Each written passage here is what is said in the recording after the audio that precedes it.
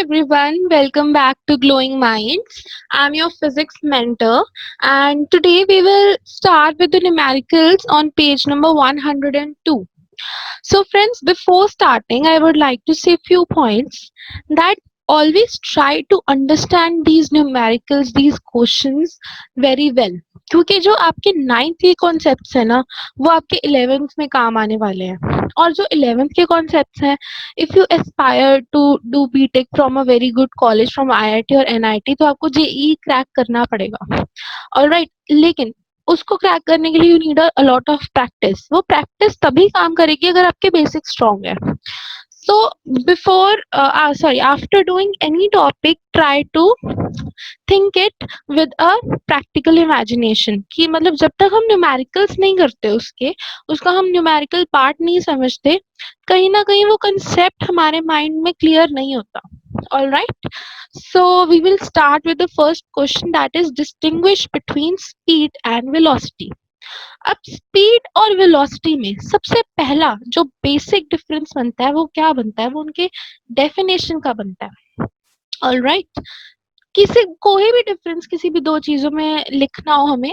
First of all जो हमें first point हमें क्या लिखना चाहिए we should define both of the things कि वो चीजें क्या हैं वो उनका बेसिक डिफरेंस होता है so what is speed speed is total distance covered by an object per unit time and velocity is displacement covered by an object per unit time तो ये इन दोनों का क्या है बेसिक डिफरेंस है अब सेकेंड डिफरेंस क्या आ जाता है हमारे पास that speed is the scalar quantity जो स्पीड है हमारे पास वो क्या है स्केलर क्वांटिटी वेयर एज जो वेलोसिटी है हमारी velocity is the vector quantity alright अब जो थर्ड डिफरेंस है अगर वेलोसिटी वेक्टर है मतलब इसके पास डायरेक्शन भी होगी अगर डायरेक्शन होगी मतलब वेलोसिटी की वैल्यू या तो पॉजिटिव आ सकती है या नेगेटिव आ सकती है और जीरो भी आ सकती है ठीक है तो मतलब थर्ड डिफरेंस हमारे पास क्या आ गया कि velocity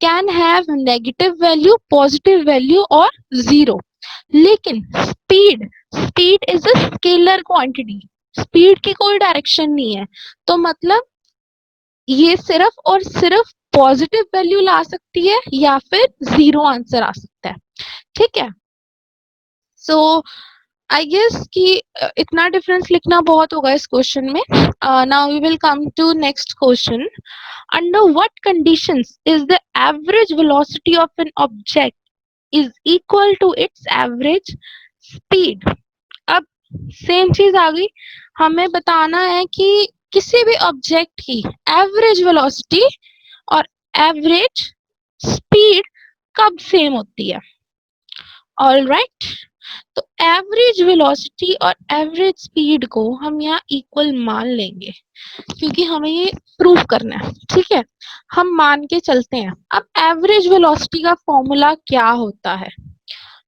total displacement upon total time ठीक है ये आ गया एवरेज वेलोसिटी का फॉर्मूला और एवरेज स्पीड क्या होता है टोटल डिस्टेंस अपॉन टोटल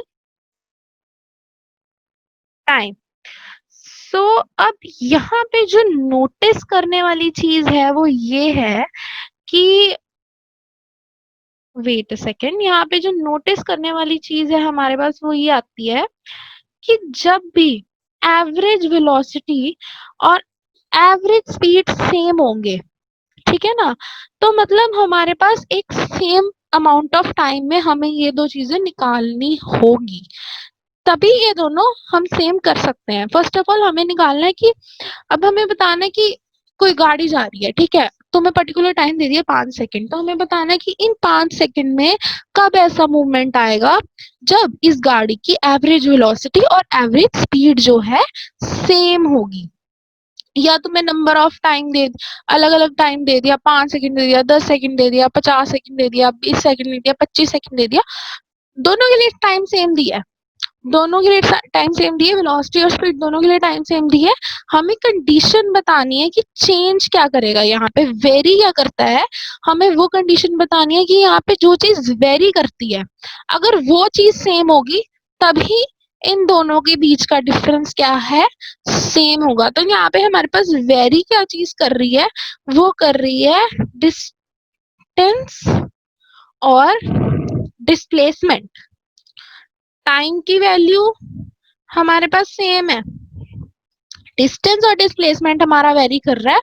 तो इसका मतलब कि जब भी किसी भी ऑब्जेक्ट का डिस्टेंस और डिस्प्लेसमेंट इक्वल होगा, मतलब कोई ऑब्जेक्ट जो डिस्टेंस कवर कर रहा है वो उस ऑब्जेक्ट की डिस्प्लेसमेंट के भी इक्वल होगा, मतलब वो ही डिस्टेंस ही जो है वो ही shortest path covered by an object होगा, उस वक्त में किसी भी ऑब्जेक्ट की एवरेज वेलोसिटी और एवरेज स्पीड सेम होगी।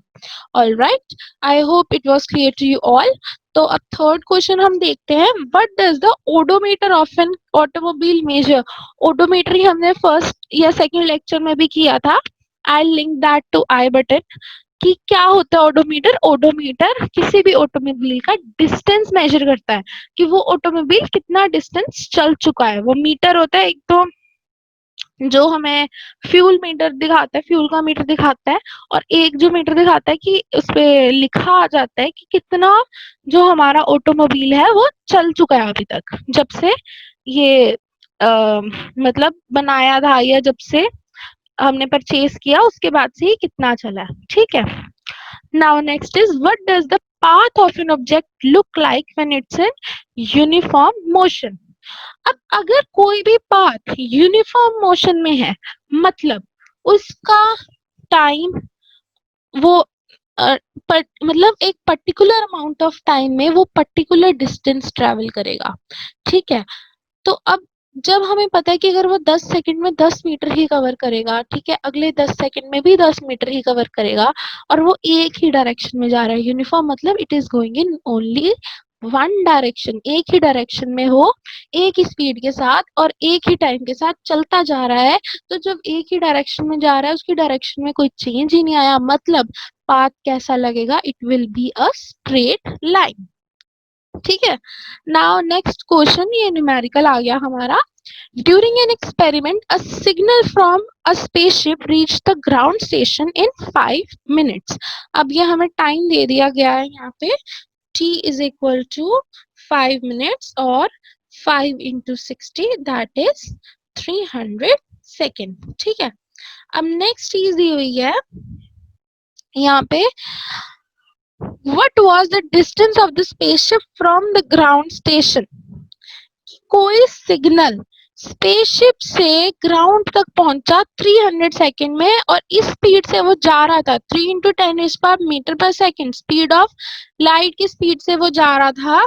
तो उस जो स्पेसशिप से ग्राउंड तक का डिस्टेंस है हमने वो डिस्टेंस निकालना है।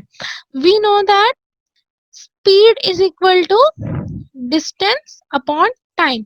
अब हमारे पास यहाँ स्पीड की वैल्यू भी है, टाइम की वैल्यू भी है, और हमें फाइंड आउट क्या करना है, डिस्टेंस। तो अब अगर हम मल्टीप्लाई करते हैं स्पीड को टाइम से तो हमारे पास डिस्टेंस की वैल्यू आ जाएगी। Therefore distance is equal to, speed क्या है हमारे पास, 3 × 10⁻⁸ और हमारे पास टाइम कितना है, 300 सेकेंड। तो हमारी वैल्यू डिस्टेंस की जो है वो क्या आ गई, 900 × 10⁸ मीटर। ठीक है, ये हमारी वैल्यू आ गई डिस्टेंस की। अब हम जो ये दो जीरोस हैं उसको भी एडजस्ट कर सकते हैं 10⁸ के साथ, इसको 10⁻10 बना सकते हो, यहाँ पे 9 × 10⁻10 मीटर लिख सकते हैं इसको। ठीक है, तो ये हमारा ये न्यूमेरिकल भी आ गया। अब हम नेक्स्ट ये करके देखते हैं एग्जाम्पल जो गिवन है हमें साथ में, इसी जो ये हमने न्यूमेरिकल्स करे हैं इन्हीं के साथ रिलेटेड ये एग्जाम्पल है। इसमें हमें एवरेज स्पीड और एवरेज वेलोसिटी की एग्जाम्पल दी गई है। सो इसमें क्या दिया है, the odometer of the car reach 2000। किसी एक गाड़ी का जो ओडोमीटर था वो 2000 किलोमीटर उसका इनिशियल जो वैल्यू थी वो थी। फिर at the start of the trip, जब ट्रिप स्टार्ट हुई, जब ट्रिप खत्म हुई, तो वैल्यू फाइनल क्या आई हमारे पास 2400 kilometre. If the trip took 8 hour, अगर उस ट्रिप को खत्म होने में 8 घंटे लगे, calculate the average speed of the car in kilometre per hour and metre per second. अब सेम चीज हमें यहाँ पे इनिशियल पोजीशन और फाइनल पोजीशन दी हुई है, तो हम टोटल डिस्टेंस निकाल सकते हैं कवर्ड। तो हम क्या करेंगे, फाइनल माइनस इनिशियल, 400 किलोमीटर हमारा टोटल डिस्टेंस आ गया। ठीक है, हमें टाइम भी दिया हुआ है 8 आवर, तो अब किलोमीटर पर आवर में निकालना तो कोई मुश्किल नहीं है, 400/8 50 किलोमीटर पर आवर। लेकिन अब हमें मीटर पर सेकंड में भी निकालना है। हम ये 50 किलोमीटर पर आवर को मीटर पर सेकंड में कैसे कन्वर्ट करेंगे?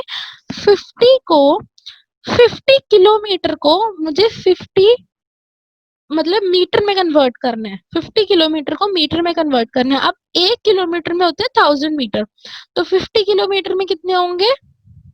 50 × 1000। अब ये डिवाइड, नीचे 9 नीचे है हमारा, तो हम नीचे डिवीजन में लेंगे 8 आवर। अब 8 आवर चलो वो तो कैंसिल आउट हो गया, 50 बन गया, तो पर आवर 1 आवर बचा। तो 1 आवर में कितने सेकंड्स होते हैं? 3600 सेकंड। तो यहाँ पे जो कैलकुलेशन करके हमारा आंसर आएगा वो आएगा, ये गिवन है यहाँ पर, ये हाँ 50 को 1000 से मल्टीप्लाई किया और 3600 से डिवाइड किया, तो जो हमारा आंसर आया मीटर पर सेकंड में वो आया 13.9 मीटर पर सेकंड। ऑलराइट, तो ये तो बहुत इजी न्यूमेरिकल था, लेकिन इसमें बस थोड़ा सा हमें बेसिक लगाना था कि हमें इनिशियल और फाइनल पोजीशन दी हुई है।